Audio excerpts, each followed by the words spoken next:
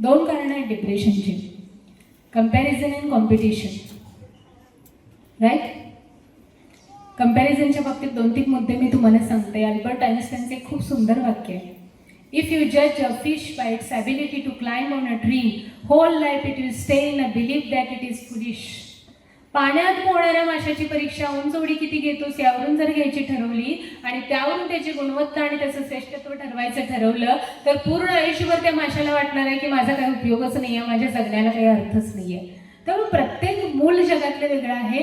आपली तुलना आपल्याला दुसऱ्या कोणाशी करायची नाही आहे. मला माझ्या परफॉर्मन्सशी माझी तुलना करायची. तुम्ही मला सांगा, आता युवराज सिंगचं मी उदाहरण दिलं, युवराज सिंग सारखा षटकार लता मंगेशकर मारू शकल्या असत्या का? लता मंगेशकर सारखं गाणं माधुरी दीक्षित म्हणू शकली असती का? माधुरी दीक्षित सारखा ठुमका तुम्ही हवी मारू शकतो का? Not possible. Everyone has their unique talent. आपलं कशातलं टॅलेंट आहे हे आपण शोधलं पाहिजे. अमिताभ बच्चन सगळ्यांना माहिती आहे, द लिव्हिंग लेजंड, महानायक म्हणतो.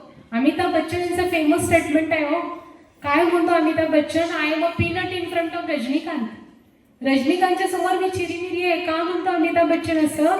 कारण माझ्या एका चित्रपटाच्या बजेटपेक्षा जास्त बजेट रजनीकांतच्या एका चित्रपटातल्या गाण्याचं असतं.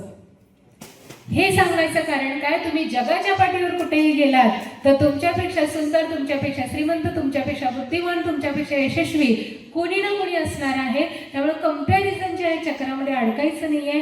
तुमच्या वर्गात तुमच्यापेक्षा चांगलं परफॉर्म करणारी जर कोणी मुलं असतील तर त्यांच्याकडून इन्स्पिरेशन घ्या, त्यांच्याकडून गायडन्स घ्या. पण त्याच्यासारखं करून दाखवतो आणि त्याच्यापेक्षा भारी होतो ह्या रेसमध्ये अडकू नका.